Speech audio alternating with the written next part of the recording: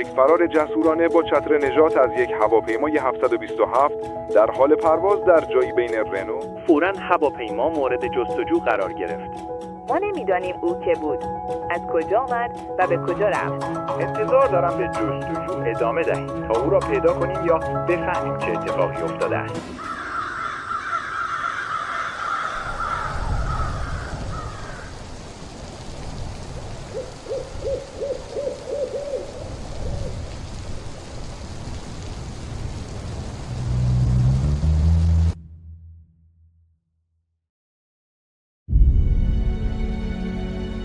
بعد از ظهر 24 نوامبر 1971 یک مرد میانسال که یک کیف دستی همراهش بود وارد فرودگاه بین‌المللی پورتلند شد. یک بلیط یک طرفه به مقصد سیاتل واشنگتن خرید. این مرد خودش رو دن کوپر معرفی کرد به همراه 36 مسافر دیگه و 6 نفر از خدمه سوار پرواز 305 خطوط هوایی نروژ شد. کوپر وسط آخرین ردیف صندلی‌ها در سمت کابین نشست. نوشیدنی سفارش داد و سیگار کشید. چون دهه 70 میلادی بود و تو اون دهه مصرف سیگار و نوشیدنی حین پرواز هیچ ممنوعیتی نداشت.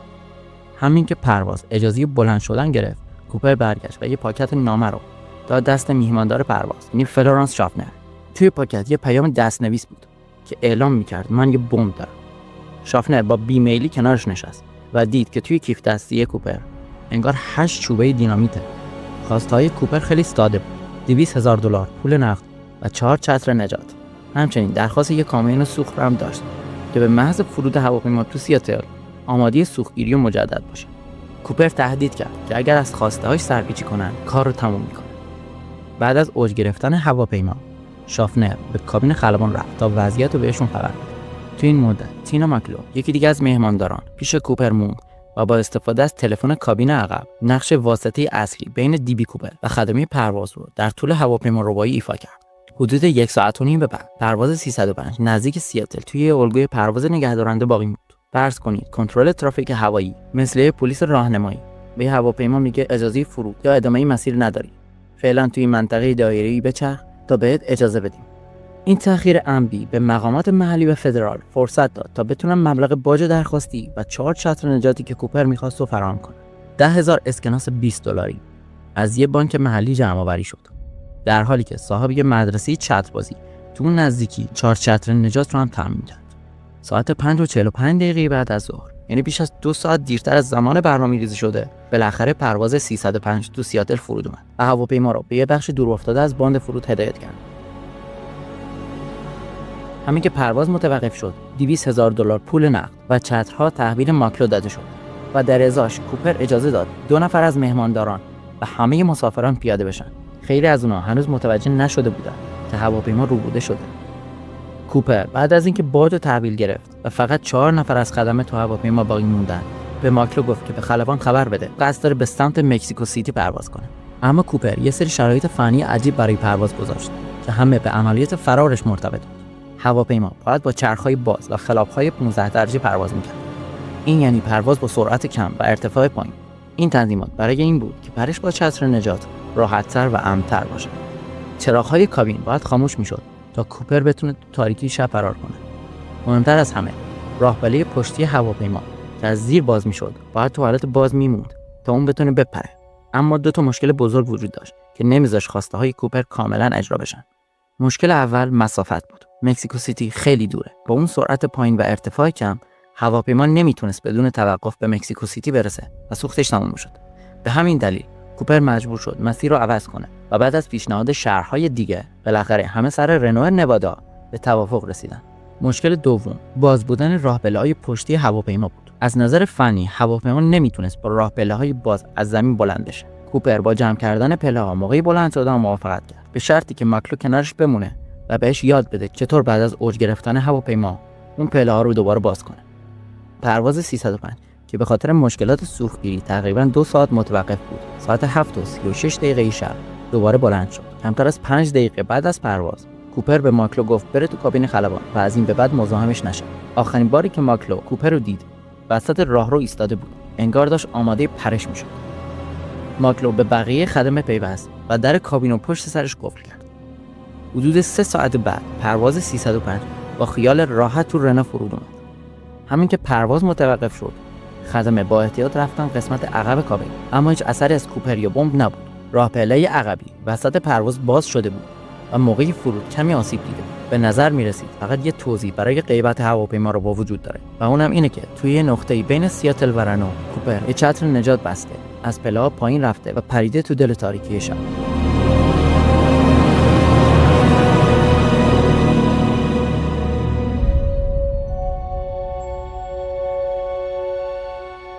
همین که مشخص شد کوپر دیگه تو هواپیما نیست، ده‌ها مأمور FBI وارد هواپیما شدن، اما فقط مقدار ناامید کننده‌ای شواهد فیزیکی پیدا کردن.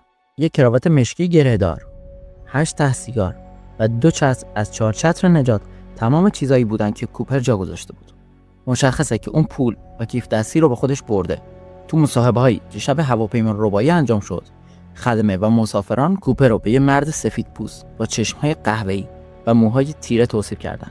به نظر می رسید اواسط 40 سالگی باشه و یه بارونی تیره، کت و شلوار تیره، پیراهن سفید، کراوات مشکی و کفش‌های تیره پوشیده بود و کمی بعد از سوار شدن عینک آفتابی هم به چشم زده بود. قبل از شروع جستجو FBI باید مشخص می‌کرد که کوپر کی هواپیما رو ترک کرده، اما این کار آسون نبود. هیچ کدوم از 4 خدمه شاهد پرش کوپر از هواپیما نبودن و خلبان 2 جت جنگی که پرواز رو بین سیاتل و رنو اسکورت می‌کردن هم پرشی ندیده بود. البته با توجه اینکه نیمه شب بوده خیلی هم جای تعجب نداره. با این حال خدمه پرواز یه چیز عجیبی رو گزارش کرد. آخرین ارتباط با هواپیما ربا ساعت 8:05 شب بود. وقتی خدمه از طریق اینترکام کمک پیشنهاد دادن، تو 10 دقیقه بعد خدمه چیزی رو تجربه کرد که اون نوسان یا ارتعاش هواپیما توصیف کردن. اون موقع خدمه حد زدن که ممکنه به خاطر پرش کوپر باشه و با بازسازی‌های بعدی هواپیما ربایی این نتیجه گیری رو تایید کرد. خیلی خوب، این مربوط به اینه که کی پریده، اما برای ما مهمه که کجا پریده.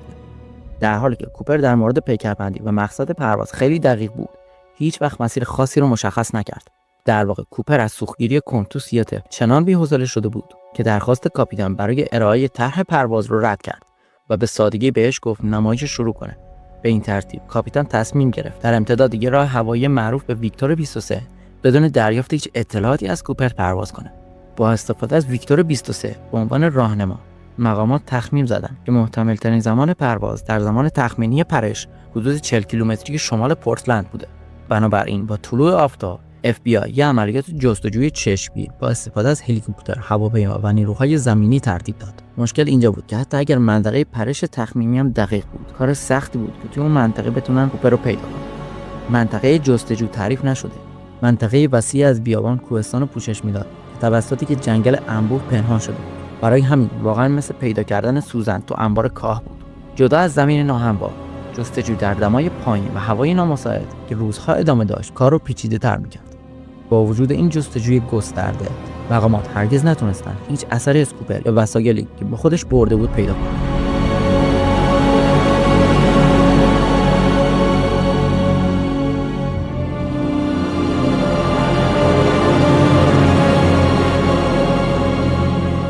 وقتی جستجوها هیچ نتیجه‌ای نداشت، FBI تصمیم گرفت که تمرکزش رو بذاره روی $200,000 پولی که به کوپر داده بود.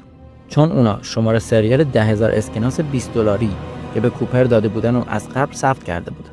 یه لیست کامل از این شماره‌ها سریعاً در اختیار مؤسسات مالی، سازمان‌های دولتی و مردم قرار گرفت. هدف این بود که خرج کردن پول برای کوپر تا حد امکان سخت بشه. خطوط هوایی نورسپیس و چند روزنامه حتی برای هر کسی که بتونه اسکناسی با شماره سریال مطابق پیدا کنه جایزه تعیین کرده بود. با وجود این تلاش‌ها هیچ کس موفق به این کار نشد تا اینکه نزدیک به 10 سال بعد، اوایل سال 1980، یه پسر جوان به اسم برایان اینگرام داشت توی ساحل کوچیک تو جنوب واشنگتن آتش درست می‌کرد. همینطور که مشغول کندن خاک بود، اینگرام 3 بسته پول به مبلغ $5,880 کشف کرد. والدین اینگرام که در مورد هواپیما ربایی شنیده بودند، بسته‌های پولی که به شدت فرسوده شده بودن و آوردن برای FBI. اسکناس‌ها سریعاً مورد بررسی قرار گرفت و مشخص شد که شماره سریال اسکناس‌ها با شماره سریال باج کوپر مطابقت داره. این پول‌ها سوالات خیلی بیشتری رو به وجود آورد تا اینکه بخوام به پاسخی برسن. مهمترینش این بود که چطور پول‌ها اینقدر دور از منطقه پرش پیدا شدن.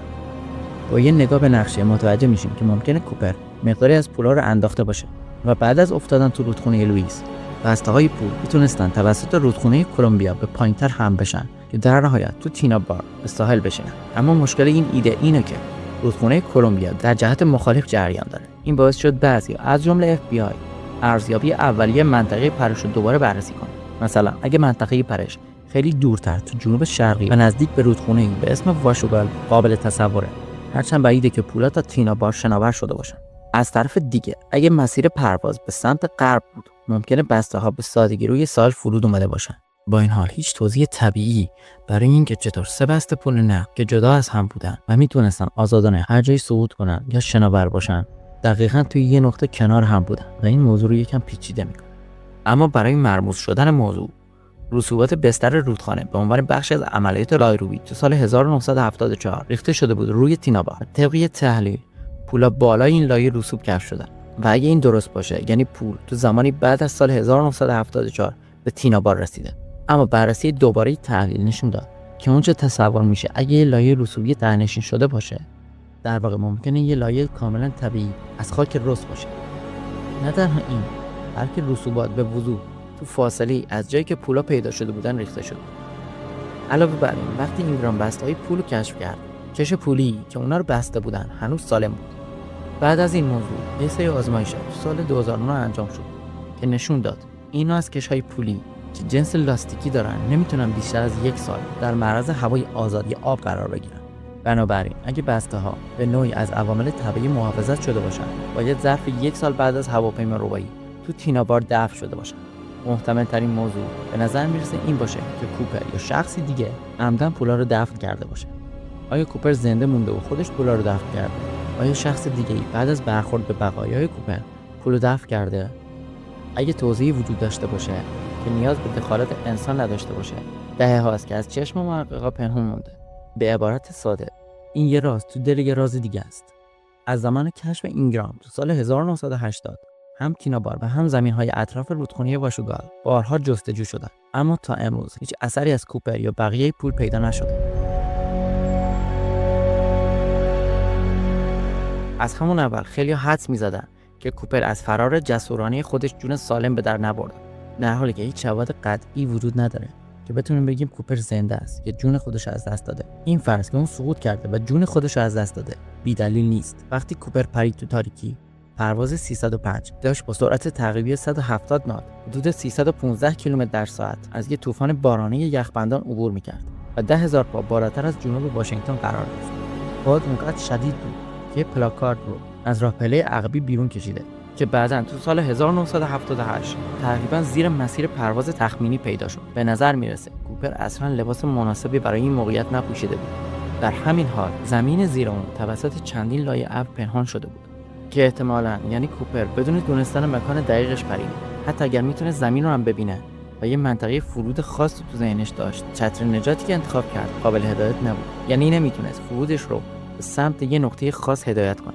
در حالی که کوپر مقدار کمی آشنایی با چتر نجات داشت، اما این نمیتونه این رو تایید کنه که کوپر مهارت چتربازی رو داره. به طور گسترده اعتقاد بر اینه که کوپر 2 جفت چتر نجات، 2 چتر اصلی و 2 چتر ذخیره رو درخواست کرده تا مقامات باور کنن قصد گروگانگیری داره. دقیقاً همونیه که اتفاق افتاده، چون FBI به خرابکاری تو چترها فکر کرد، اما در نهایت تصمیم گرفت این کارو نکنه، چون نمیخواست جون یه غیر نظامی بیگناهو به خطر بندازه.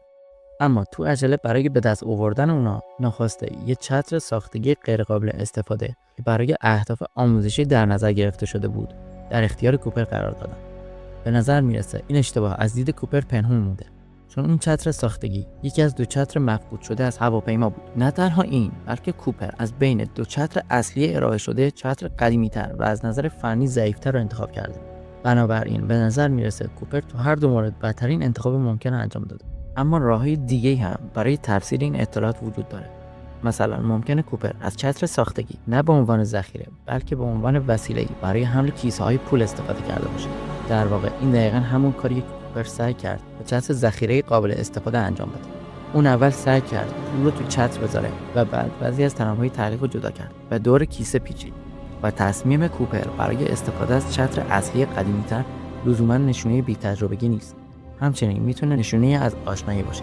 چتری که کوپر توی هواپیما جا گذاشت یه چتر لوکس غیر نظامی بود، در حالی که چتری که استفاده کرد یه چتر نظامی بود. استدلال اینه که کوپر ممکنه مثلا به عنوان چترباز آموزش دیده باشه و چتر نظامی قدیمی‌تر را انتخاب کرده باشه چون با اون آشناتر بود. یه دلیل دیگه هم وجود داره که شک کنیم کوپر سابقه نظامی داره. وقتی که پرواز تو الگوی پرواز نگهدارنده نزدیک سیاتل بود، کوپر اشاره کرد که پایگاه نیروی هوایی مک‌کورد فقط 20 دقیقه با فرودگاه سیاتل فاصله داره.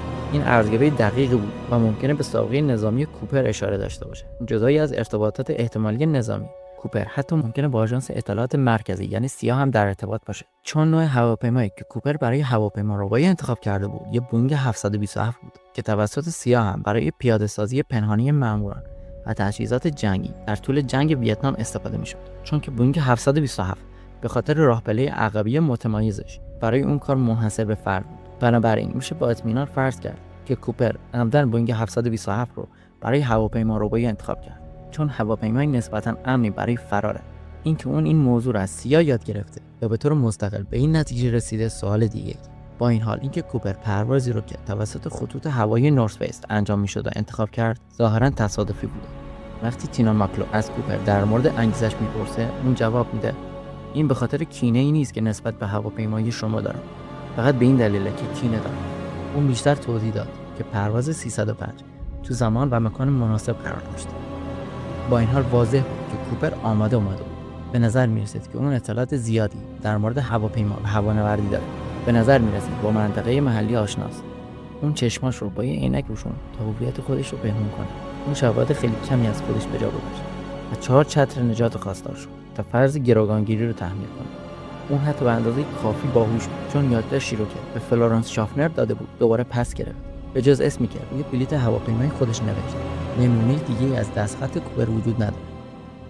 اما با وجود تمام برنامه‌ریزی‌ها و زیرکی اون، به نظر می‌رسید که کوپر به اندازه کافی برای فرار نهایی خودش فکر نکرده. اون نه تنها نتونست مسیری رو مشخص کنه، بلکه مجبور شد تو لحظه آخر مقصد خودش رو از مکزیکو سیتی به رنو تغییر بده.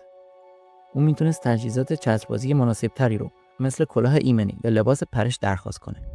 اون حتی میتونست پولش رو تو اسکناس‌های با ارزش‌تری تحویل بگیره تا حملش سبک‌تر و کم زحمت‌تر باشه، با فرض اینکه اون از سقوط جون سالم به در برده و با خیال راحت به زمین رسیده.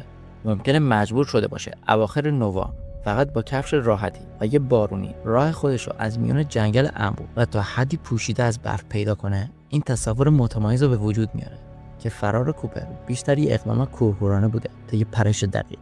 از سوی دیگه مقامات هرگز گزارش مقبولی فردی رو که مشخصات کوپر مطابقت داشته باشه بعد از هواپیما روبایی دریافت نکردن. این ممکنه نشون بده که اون زنده مونده و سریع و بی سر و صدا روال عادی خودش رو از سر گرفت. علاوه بر این، هواپیما روبایان دیگه هم این کار کوپر رو تکرار کردن و خیلی هاشون جون سالم به در بردن، حتی اگه سریعا دستگیر شده باشن. در نهایت ساده ترین توضیح برای اینکه چطور 3 بست پول نقد توی تینابار کنار هم باشن میتونه دخالت انسان باشه. در پایان بیشتر اینها بر اساس حدس‌گمان بدون هیچ شواهد قطعی از مرگ کوپر این در رو به روی احتمالات خیلی هیجان انگیزتری باز میذاره. اون واقعا زنده مونده.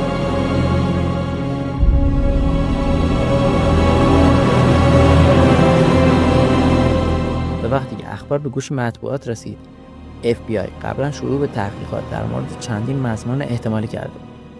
بین اونا مردی تو پورتلند با حروف اول دیوی به نام خانوادگی کوپر بود. اون سریعا از لیست مزنونین حذف شد، اما به دلیل اشتباه مطبوعات نام دن کوپر با دیبی کوپر اشتباه گرفته شد. FBI به 5 مزنون مشکوک بود که این 5 نفر مورد بررسی قرار داد. نفر اول رابرت راکسترو، سابقه چترباز و خلبان هلیکوپتر ارتش با سابقه نظامی، تجربه با مواد منفجره، سابقه کیفری گسترده. نکته احتمالی: تنها چندین ماه قبل از هواپیما روبایی از ارتش اخراج شده بود. نکته رد کننده: چشم‌های روشن داشت، اما چشمای کوپر تیره بود و در زمان هواپیما روبایی فقط 28 سال سن داشت. اما کوپر در اواسط 40 سالگی توصیف شده بود. نفر دوم کنت کریستینز، سابقه تو جنگ جهانی دوم چترباز بود. از سال 1953 برای خطوط هوایی نورث وست به عنوان مکانیک و مهماندار کار میکرد. در زمان هواپیما روبایی 45 سال داشت. نکات احتمالی: مهماندار فلورانس شافنر اظهار داشت که عکس‌های مشابهت زیادی به کوپر داد. بعد از مرگش خانواده‌اش بیش از $200,000 تو حساب بانکی اون پیدا کردن. نکته رد کننده، از نظر فیزیکی با توصیفات کوپر مطابقت نداشت. اون پولای زیادی رو از طریق فروش زمین به دست آورده بود. نفر سوم، ریچارد مک‌کوی. سابقه: تو سال 1972 یه بوینگ 727 رو بوده بود و از طریق راهپله عقبی فرار کرد، درست مثل دیبی کوپر. تو جنگ ویتنام به عنوان متخصص تخریب و خلبان هلیکوپتر خدمت کرده بود. نکات احتمالی: شباهت زیاد تو روش هواپیماربایی، از جمله درخواست $500,000 و 4 چتر نجات. نکات رد کننده: در زمان هواپیماربایی فقط 29 سال داشت. هر سه مهماندار مطمئن بودند که اون کوپر نیست. نفر چهارم، دوین ویبر. سابقه: تو سال 1995 کمی قبل از مرگش ظاهراً به همسرش گفت من یه راز برای گفتن دارم. من دن کوپر هستم. کهنه سرباز جنگ جهانی دوم. سابقه کیفری گسترده. 47 سال سن. تو سال 1971 و از نظر فیزیکی با توصیفات مطابقت داشت.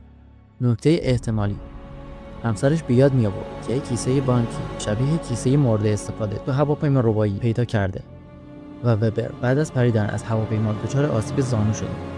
نکته رد کننده: اثر انگشت و دی ان ای اون با نمونه‌های جمع‌آوری شده از پرواز 305 مطابقت نداشت.